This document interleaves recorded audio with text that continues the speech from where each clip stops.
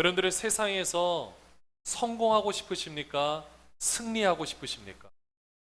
성공과 승리의 의미에 대해서 한번 생각해 보셨나요? 1999년 김명식 씨가 쓴 승리라는 노래가 있는데요. 그 노래 가사에 보면은 이런 내용이 있습니다. 승리가 무엇인 줄 아는가? 라고 이렇게 시작하는데요. 근데 중간에 후렴이 어떻게 나오냐면요. 승리는요, 오직 주님만 따라가는 것, 오직 주께서만 말씀하게 하는 것, 주님만 내 안에 사시게 하는 것, 이게 승리라고 표현을 하고 있습니다. 다시 말씀드리면요, 오직 주님만 따라가는 것, 오직 주께서만 말씀하게 하는 것, 주님만 내 안에 사시게 하는 것, 이게 승리라고 이야기를 합니다. 세상에서 성공할 것인가 승리할 것인가, 그 의미를 살펴보면요, 성공이라는 것을 생각해 보면 우리는 어느 때 성공했다고 할 수 있겠습니까? 우리가 지금 성공했다고 하면요, 지금 내 이후의 삶은 또 어떨까? 사실은 어떻게 펼쳐질지 아무도 모릅니다. 그래서 성공했냐고 물어본다라면, 내 삶을 성공했냐라고 내가 스스로 평가를 해본다면 언제 할 수 있겠습니까? 지금 할 수 있을까요? 아니면 우리의 생명이 닿을 때 할 수 있겠습니까? 생각해보면 지금 딱 결론을 내리기는 어려울 것 같아요.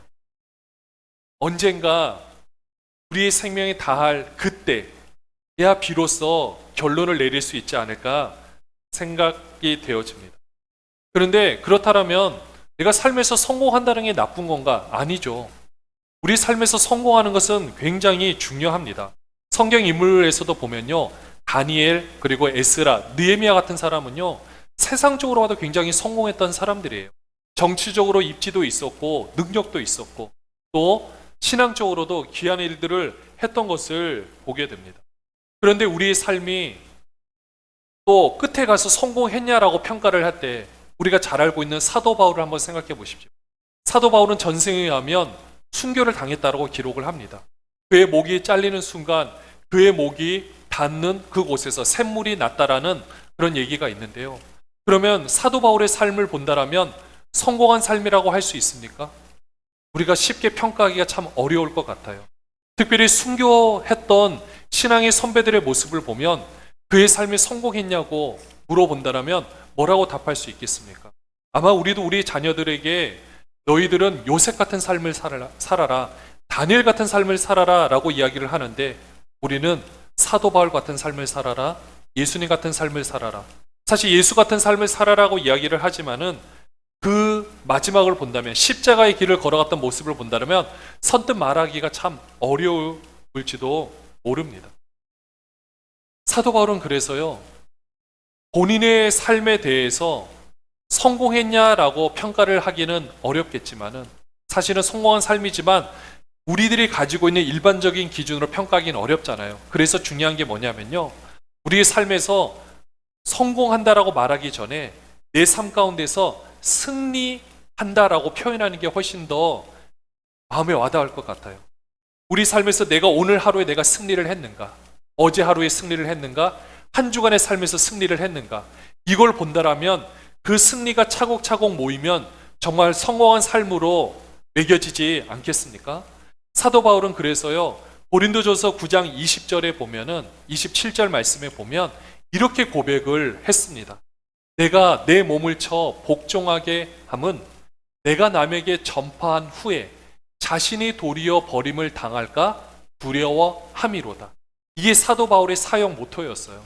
본인이 열심히 준비를 하고 항상 본인이 어떤 삶의 모습 가운데서도 자신을 쳐서 복종하게 함은, 혹시라도 내가 잘 쓰임을 받고 나서 나로 인해서 누군가는 다 변화를 입었는데 내가 혹시 변질될까봐, 변화가 아니라 변질될까봐 고민했던 사도 바울의 흔적이 담아있는 구절입니다. 이 모습을 봤을 때 사도 바울의 삶을 성공한 삶이라고 볼 수는 없겠지만 적어도 승리한 삶이라고 볼 수는 있는 거죠. 사실 우리 삶의 모든 평가는 하나님이 하실 거잖아요. 우리는 지금의 모습에 대해서 사실은 평가를 하기가 어렵습니다. 그래서 우리가 평가를 할 수 있는 것은 승리했느냐, 승리하지 않았나 이 모습인 거죠. 그러면 오늘 말씀 제목처럼 이 세상에서 우리가 살아가는 삶 가운데서 승리하기 위해서는 어떻게 해야 되는가? 세상에서 승리하는 방법에 대해서 오늘 여러분들과 함께 이 요한일서 말씀을 통해서 나누려고 합니다. 먼저 승리하기 위해서 제일 중요한 것은 뭐냐면요, 나란 존재를 인식하는 겁니다. 내가 어떠한 존재인지를 아는 것이 중요합니다. 오늘 본문 1절 말씀에 보면은요, 이렇게 말씀하고 있습니다. 같이 한번 읽어볼까요? 예수께서 그리스도이심을 믿는 자마다 하나님께로부터 난 자니. 자, 여기까지 다시 한번 읽어볼게요. 예수께서 그리스도이심을 믿는 자마다 하나님께로부터 난 자니.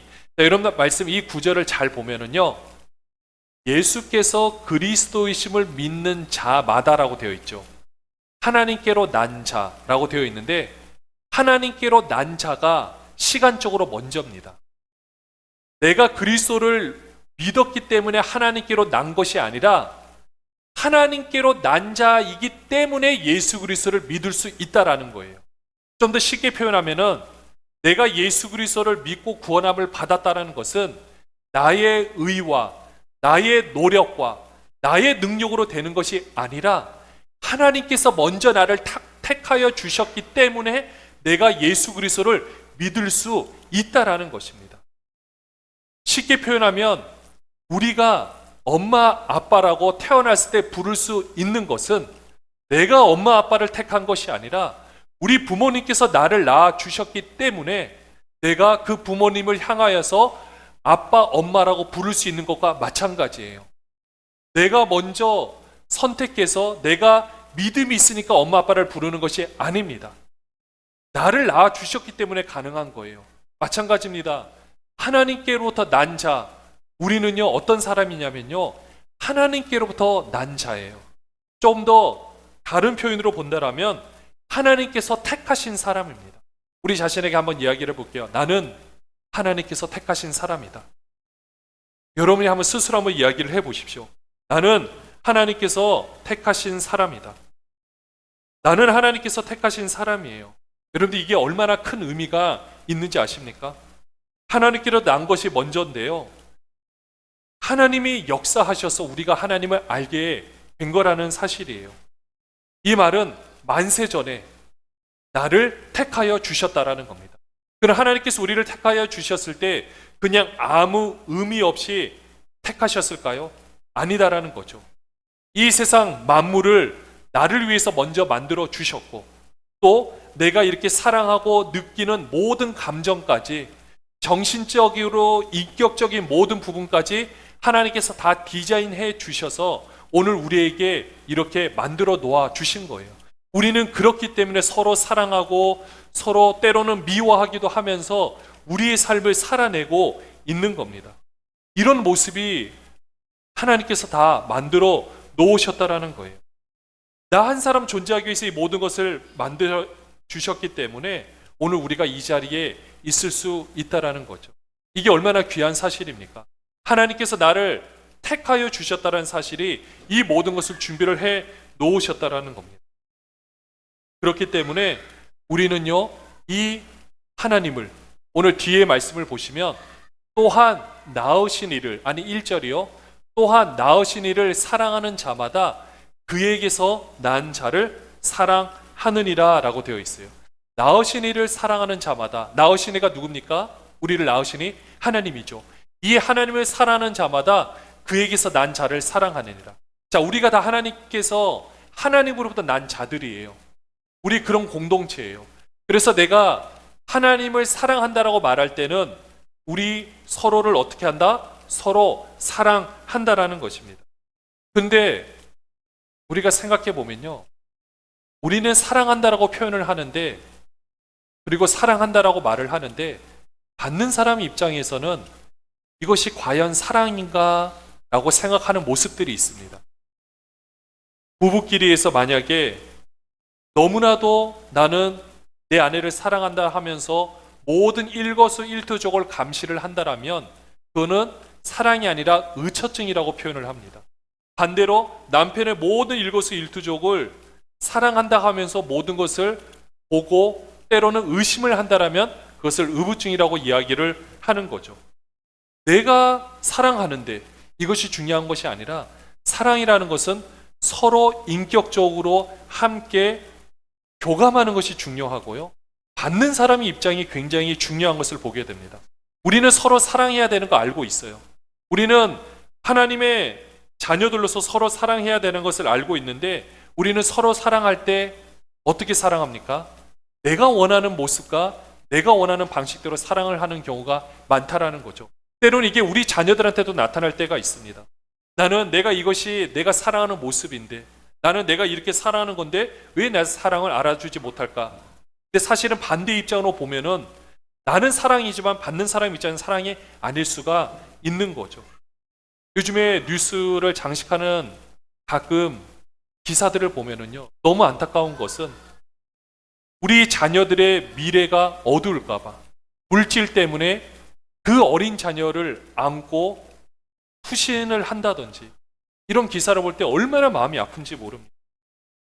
먼저 마음이 아픈 것은 일단은 이 사회와 그 가운데서 우리가 그 역할을 하지 못했다는 사실이 제일 마음이 아프고, 또 하나 마음이 아픈 것은 아무리 그 자녀를 사랑하면서 아무리 앞길이 너무 어려울 것 같고 소망이 보이지 않는다 할지라도 그 미래까지 빼앗을 수 있는 권한이 부모에게 있을까? 이것 때문에 마음이 아프기도 합니다. 이런 모습들, 이게 오늘날의 우리 사회의 모습이었던 거죠. 그래서 하나님께서는요, 우리가 그 사람을 사랑할 때 어떻게 사랑해야 되는지 오늘 2절 말씀을 통해서, 요한을 통해서 말씀을 해주고 있습니다. 우리 2절 같이 한번 읽어볼까요? 우리가 하나님을 사랑하고 그의 뭐를 지킬 때요? 계명들을 지킬 때에 이로써 우리가 하나님의 자녀를 사랑하는 줄을 아느니라. 우리에게 가이드를 제시를 해주고 있습니다. 뭐죠? 하나님을 사랑하고 그의 계명들을 지킬 때. 이 계명들을 지키는 것이 무엇일까요? 바로 하나님께서 말씀하신 이 율법들을 지키는 것입니다. 근데 이 율법들을 지킬 때는요, 오늘날에는 우리가 이신칭의 교리라 그래서 믿음으로 구원을 받는다. 그러니 내가 행하는 것으로는 아무것도 이룰 수 없다. 물론 맞습니다. 제가 처음에 말씀드린 것처럼 우리의 행함으로 우리는 하나님을 택할 수 있는 것이 아니에요. 우리가 뭔가를 해서 하나님을 만날 수 있고 하나님의 아버지라 할 수 있는 것이 아닙니다. 오직 하나님께서 우리를 먼저 택하셨다고 말씀을 드렸고요. 그랬는데 오늘 2절에 보니까 그의 계명들을 지키는 것이 하나님을 사랑하는 것이고 또 우리 이웃들을 사랑하는 것이라고 말씀을 해주고 있거든요. 그러면 계명들을 지키는 것이 무엇인가? 하나님의 율법을 지키는 겁니다. 그런데 그 율법을 지킬 때요, 우리가 이 신약 성경이 나올 때가 그 당시에는 유대교가 있는 시절이었거든요. 지금 요한일서가 쓰여지는 상황에서는 아직 유대교가 활동을 하고 이제 갓 그리스도교가 만들어져서 이제 열심히 사역을 하고 있는 시점이었고 로마가 엄청난 핍박을 하고 있는 상황이었어요. 이런 상황에서 유대교는요, 내가 율법을 지킴으로 구원에 이른다라고 생각을 하고 있었던 거예요. 그렇기 때문에 오늘 여기서 계명을 지켜서 사랑한다는 것은 내가 율법을 지키니까 내가 구원함을 받는다라는 개념이 아니에요. 마치 야구 선수가요, 프로 구단에 입단하기 위해서 열심히 연습을 합니다. 근데 연습을 열심히 해가지고 드디어 입단을 하게 됐어요. 그러면 입단을 하게 되면 연습을 합니까? 안 합니까? 연습을 해요. 그런데 입단하기 위해서 연습하지는 않습니다. 이제는 더 많은 연봉을 받기 위해서 내 실력을 쌓기 위해서 열심히 연습을 하거든요. 연습하는 것은 변함이 없는데 연습하는 목적이 다릅니다. 그리고 그 연습으로 나타나는 결과가 달라요. 마찬가지입니다. 우리가 삶을 살아가면서 하나님의 법을 지킨다라는 것은 그 법을 지킴으로 인해서 안 지키니까 나는 구원에서 탈락이 되고 안 지키니까 나는 하나님이 버리고 안 지키니까 나는 내 삶이 개판이 되고 이런 걸 율법에 초점을 맞추는 것이 아니에요. 내가 율법을 지키는 것은 이제는 내가 하나님을 사랑하는 마음으로 율법을 지키는 겁니다. 동기가 다른 겁니다. 내가 계명을 지켜서 하나님의 자녀가 되는 것이 아니라 하나님의 자녀이기 때문에, 나를 택하여 주셨기 때문에 이제는 내가 이 율법을 지키면서 우리의 삶을 살아내는 거죠. 사랑하는 여러분들, 우리가 가끔 착각하는 건요, 하나님의 존재가 있고 그 율법을 지키면서 하나님을 볼 때가 있어요. 근데 이제는 그 생각을 내려놓으시고 어떻게 하느냐? 내가 법을 지키는 그 순간 하나님이 거기 계시는 거예요. 내가 이웃을 그 법대로 내가 이웃을 사랑하는 그 순간에 하나님이 나와 함께하고 계시는 거예요. 멀리 계신다고 생각하지 마시고, 우리가 여기에 존재하고 하나님이 멀리서 나를 바라보신다고 생각하지 마시고, 내가 법을 지키는 그 순간 법이신 하나님이 나와 동행하고 있고, 내가 살아가는 그 순간 사랑의 하나님께서 나와 함께하고 있다라는 거, 내가 하는 것이 아니라 하나님이 나를 택하셔서 나보고 그것을 하라고 지금 하나님이 나를 인도하고 계시다라는 사실을 바라봐야 하는 것입니다. 이것이 하나님께서 역사하시는 하나님의 방법인 거예요. 그래서 3절에 보면은요, 그러면 이 율법이 어려운 거냐? 아닙니다. 3절 말씀에 보면은요, 하나님을 사랑하는 것은 이것이니, 뭐라 그랬어요? 우리가 그의 계명들을 지키는 것이라. 그의 계명들은 뭐라 그랬어요? 무거운 것이 아니라는 것입니다. 이제는 우리가 두려운 마음으로 지키는 것이 아니에요. 당시 유대교 율법은요, 지키기가 무거운 것이 있었고 가벼운 것이 있었습니다. 그런데 하나님의 율법, 우리가 지키는 것은요, 무거운 것과 가벼운 것으로 나눠지는 것도 아니고 무거운 것이 아니다라는 거예요. 하나님께서 말씀하신 이 모든 것들을 우리가 이제는 내가 옆 사람을 사랑할 때 그 법을 지킴으로 사랑하는 겁니다. 이것이 우리에게 주어진 이 삶 가운데서 승리할 수 있는 방법이에요. 우리가 승리할 수 있는 방법이 대단한 것이 아니라 보면은요, 이 율법들을 하나님을 사랑하는 마음으로 하나씩 지켜가는 것이 굉장히 중요합니다. 우리가 그렇게 하면서 삶을 살아갈 때 우리가 이 삶을 승리하는 삶으로 하나씩 바꿔갈 수 있는 거죠. 그리고 정말 중요한 건요, 4절 말씀에 보면 나와 있어요. 같이 한번 읽어볼까요? 무릇 하나님께로부터 난 자마다 세상을 이기느니라. 세상을 이기는 승리는 이것이니 우리의 믿음이니라. 다시 한번 읽어볼게요. 무릇 하나님께로부터 난 자마다 세상을 이기느니라. 세상을 이기는 승리는 이것이니 우리의 믿음이니라. 우리가 세상을 이길 수 있는 거는요, 우리가 하나님께로부터 택하심을 받은 사람들이라는 거예요. 하나님께 난 자마다 세상을 이긴다라고 했습니다. 그러니까 우리가 세상은요, 우리에게 주어진 현실 가운데 우리는 이기는 삶을 살아내는 거예요. 근데 뭐가 중요하다고 그랬어요? 우리의 믿음이라 그랬습니다. 여러분들, 이 믿음이 무엇인지 아십니까? 이것이 나는 내가 이길 거야, 나는 내가 승리할 거야, 이걸 말하는 것이 아닙니다. 내 믿음을 말하는 게 아니에요. 내가 믿는 것을 말하는 것이 아닙니다. 요한일서 1장 29절에 보면은요, 사도 요한이 예수님께서 딱 나타나셨을 때 그 예수님에 대해서 딱 선언하는 것이 요한복음 1장 29절이에요. 뭐라고 표현하고 있냐면요, 우리 후반절 한번 읽어볼까요? 보라, 세상 죄를 지고 가는 하나님의 어린 양이로다. 이게 요한이 결론 내렸던 메시아에 대한 프로필이에요. 여러분들 어떻습니까? 여러분들 예수님 때문에 구원함을 받으셨습니까? 여러분들 예수님 때문에 새로운 생명을 얻으셨습니까? 그러면 그 예수님이 여러분에게 어떠한 존재입니까? 여러분은 어떠한 존재를 믿고 계시는 겁니까? 남들이 말하는 존재를 믿고 계시나요? 남들이 말하는 하나님의 어린 양, 하나님의 아들, 그 존재를 믿고 계십니까? 아니면 나와 인격적으로 관계를 맺고 내 삶 가운데 나를 승리로 이끄시고 계시는 그 존재를 믿고 계십니까? 이거를 정립하는 것이 그 무엇보다도 중요합니다. 요한은 세상 죄를 지고 가는 하나님의 어린 양이로다. 이 세상이 힘든 이유는요, 죄 문제 때문이에요. 사실 우리가 살아갈 때도 우리가 왜 세상 때문에 힘듭니까? 왜 세상이 힘들다고 말합니까? 세상이 잘못됐나요? 아닙니다. 죄가 잘못된 거예요. 죄로 인한 결과가 다 우리를 죽음으로 몰아가고 있는 겁니다. 죄로 인해서, 사람들의 욕심으로 인해서, 잘못된 음식으로 인해서 우리가 다 죽음의 문턱으로 다들 가고 있다라는 거죠. 사람들이 법을 지키지 않아서 교통사고로 인해서 누군가가 다치고, 법을 지키지 않아서 건축물이 무너져서 누군가가 죽고, 법을 지키지 않아서 누군가가 다 이 생명이 다 죽음을 향해 흘러가고 있다라는 겁니다. 여러분들, 이런 현실을 다 그래도 가운데서 우리 예수님께서 이 죄 문제를 해결하기 위하셔서 이 땅에 오셨다라고 말씀하고 있습니다. 우리는 이것을 믿는 거예요. 내가 믿는 것이 아니라 우리 주님께서 이 죄 문제를 해결하기 위해서 오셨구나. 또 나의 죄 문제를 해결하기 위해서 오셨구나. 나를 하나님께로 갈 수 있는 길을 우리 주님께서 열어주셨고, 이제는 내 속에 있는 이 죄성들을 우리 주님께서 해결하시기 위해서 오셨구나. 이 사실을 믿는 거예요. 여러분, 우리가 세상에서 승리하는 방법은요, 우리가 겉으로 드러나는 환경 속에서 일어나는 일을 잘 해결하는 것이 중요한 것이 아닙니다. 정말 중요한 것은 내 내면 속에 있는 그 누구도 아직 발견하지 못했던 진짜 내 깊은 곳에 있는 나의 죄성, 이것을 우리 주님께서 환경이라는 손길을 통해서, 사람이라는 도구를 통해서 만들어 가세요.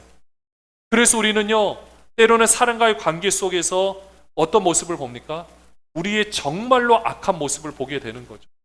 그런 모습을 보면 우리는 어떻습니까? 실망하게 됩니다. 그러면 어떤 반응이 나오는지 아십니까? 내 존재가 싫어져요.